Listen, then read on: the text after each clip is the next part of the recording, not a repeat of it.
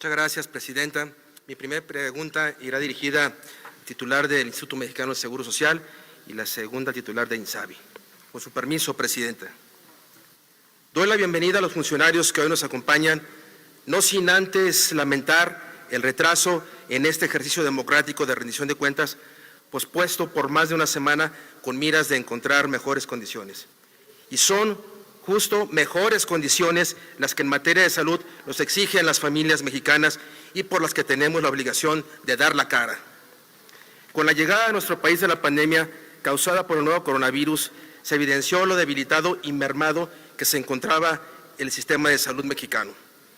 Los mensajes gubernamentales se dedicaron a minimizar el riesgo. Después de más de 860,000 casos y 87,000 defunciones, es momento de preguntarnos y señalar la falta de coordinación, sensibilidad y respuesta tardía por parte del Ejecutivo. Las medidas de aislamiento social se convirtieron en la carta fuerte de las autoridades sanitarias, apostando a la mitigación del contagio, la disminución en la saturación hospitalaria y la reducción en el número de decesos. Sin embargo, a la par de esas medidas de sana distancia, era necesaria una evaluación y control de daños sobre la política económica que sostuviera dichas acciones, lo cual jamás ocurrió. A 8 meses de la pandemia sigue sin control. Por ello, exigimos tanto al Gobierno federal como a las autoridades de salud coordinarse efectivamente a fin de cambiar urgentemente la estrategia seguida frente a la crisis por la que atravesamos. Necesitamos replantear las fuentes de financiamiento en aras de construir un sistema de salud fuerte, sostenible y universal, que esté a la altura de las circunstancias actuales. Basta de proyectos caprichosos, compañeros de la mayoría, basta de votar por instrucción y no con la razón. No dudamos del esfuerzo realizado por las autoridades de salud, sobre todo por el personal médico. A nombre de mi grupo parlamentario, Movimiento Ciudadano, les externamos nuestro respeto y damos las gracias. Sin embargo, en su intervención inicial, usted, titular del IMSS, mencionó y detalló sobre los grandes avances y acciones que ha tomado dicha institución a su cargo, por supuesto, con el fin de combatir eficientemente la pandemia. Pero seamos claros, la estrategia no está funcionando. El Gobierno federal queda en deuda con las familias mexicanas. Si piensa diferente, señor director, ¿cómo explica la tasa de letalidad del 86.9% reportada por ustedes mismos, donde mueren 8 de cada 10 pacientes intubados? Y en relación a mi segundo cuestionamiento, la situación por la que atravesamos también ha significado para muchos mexicanos la pérdida de sus empleos en el sector formal de la economía. De acuerdo con datos del INEGI, la ocupación informal durante agosto de 2020 ascendió a más de 27 millones, población que se coloca en situación de vulnerabilidad al no contar con acceso a los servicios de la Seguridad Social. Me parece fundamental conocer la postura por parte del titular de INSABI, por lo cual le formulo la siguiente pregunta.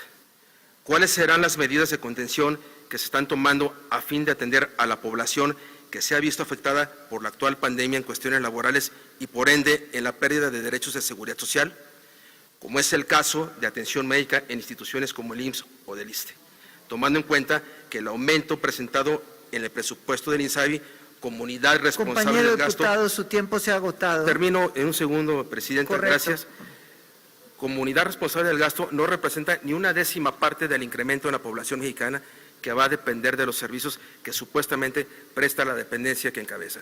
Por sus respuestas, muchas gracias. Es cuanto, presidente. Muchas gracias, diputado Ramírez Salcido. Sus preguntas, ratifico, están dirigidas al director del Seguro Social y al director del INSABI, ¿es correcto? Correcto. Tiene la palabra el maestro Zoé Robledo Aburto para responder a las preguntas realizadas.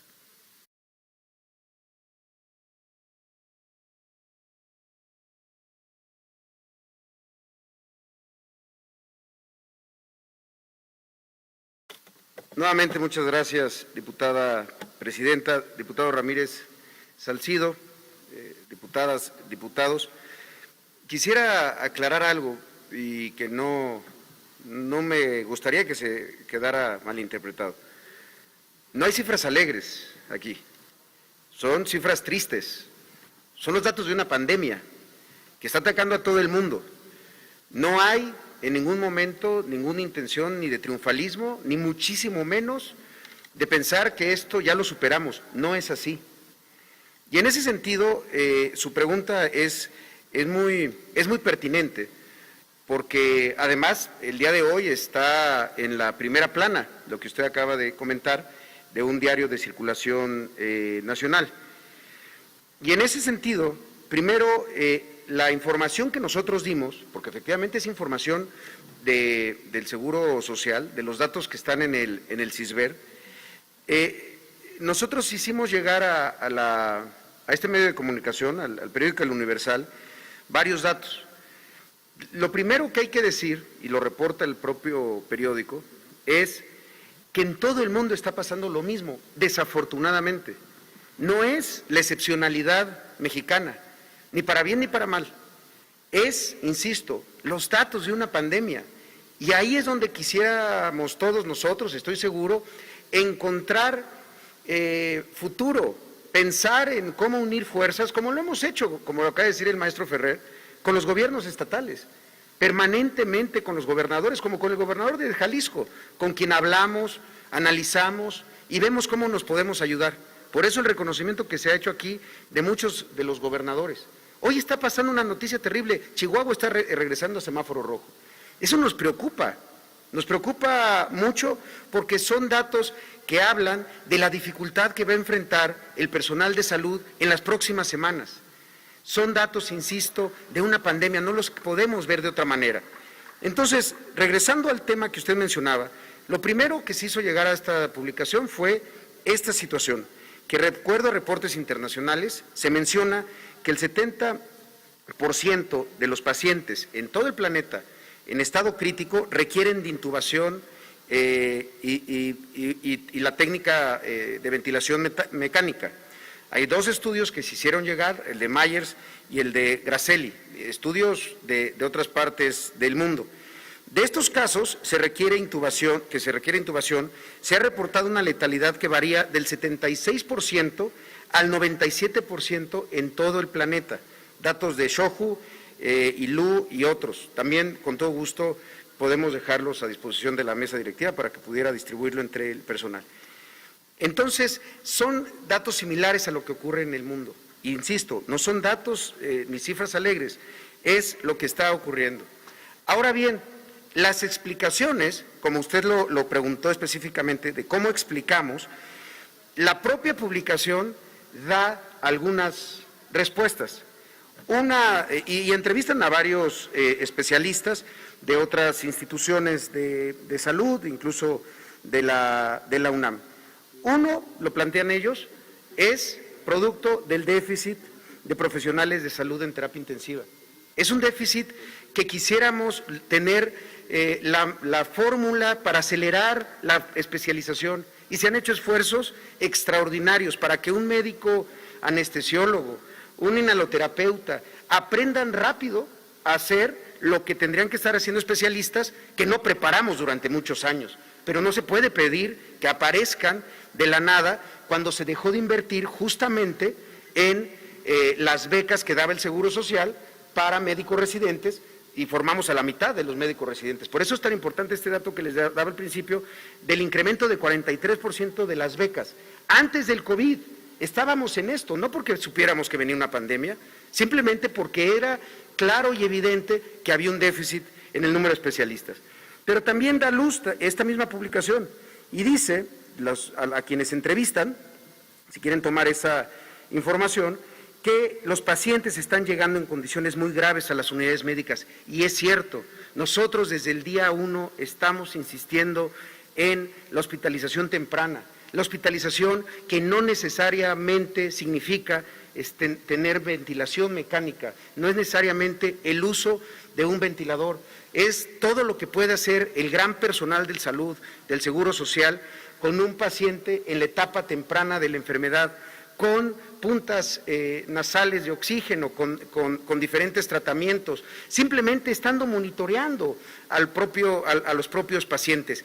Y de eso Ahí están los registros, en el propio plan para la atención de COVID que presentamos ante el Consejo de Salubridad General, insistiendo en que la ventilación es el último recurso y todo el planeta está en la misma situación. Nadie quiere llegar a la intubación. Podemos hacer muchas cosas antes. Lo que sí les puedo decir, y estoy obligado a decírselos, es que el personal de salud, muchas veces en ese contexto, con personas que llegan tardíamente, con instalaciones a veces que tienen fallas estructurales de años en las instalaciones, hacen todo lo que está en sus manos. Nunca dejan de hacer algo para poder salvar vidas. Y plantear que esta situación de la letalidad es una excepcionalidad y que en México es producto de poca capacidad del personal, me parece que es un poco injusto para quienes han estado ahí ya durante hace meses, cansados, agotados, estresados, agredidos, y que hoy merecen nuestro respeto y pensar formas como juntos los podamos ayudar. Espero que con estas respuestas haya dado claridad a esta situación. Gracias, diputado. Gracias, maestro Zoé Robledo. Para responder a las preguntas realizadas por el diputado Ramírez Salcido, tiene la palabra el director del INSABI, Juan Antonio Ferrer.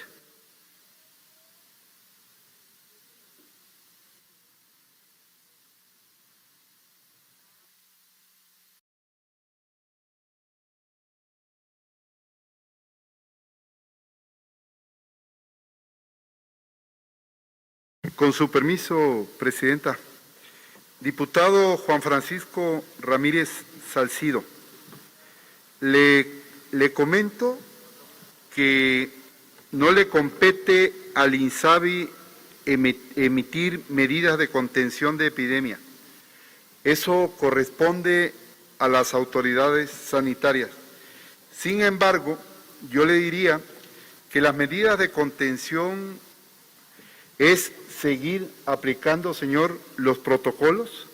El primero que se aplica es el de sana distancia, las no concentraciones colectivas a más de 50 personas, portar los cubrebocas, que como sabemos todo es una medida auxiliar, no por cargar el cubreboca vamos a dejar las otras medidas. El lavado de mano es muy importante. Y una situación que nos ha ayudado mucho es lo que se aprobó como un semáforo nacional que se aplican en los 32 estados para ir reactivando nuestras actividades conforme lo determina el semáforo. Los 32 estados han aplicado lo que se determina con el semáforo y ellos han aplicado en cada entidad, señor diputado, estas medidas para proteger a la población. Muchas gracias. Muchas gracias, director Ferrer. Tiene el tiempo para su derecho de réplica el diputado Juan Francisco Ramírez Salcido del Grupo Parlamentario de Movimiento Ciudadano.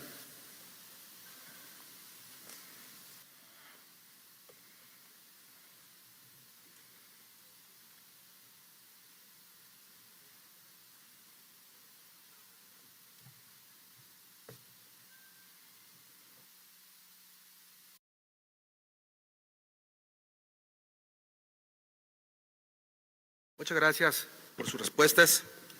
Sin embargo, quisiera decir que, aunado a los retos que tenemos de frente, la sociedad mexicana exige de las autoridades de salud reflexionar en torno a las medidas implementadas hasta el día de hoy que han costado una importante cantidad de vidas humanas. Es momento de dejar de lado las filiaciones políticas. Hacemos un llamado a la unidad para estar a la altura de las circunstancias. Debemos reconocer el rezago importante en las finanzas públicas.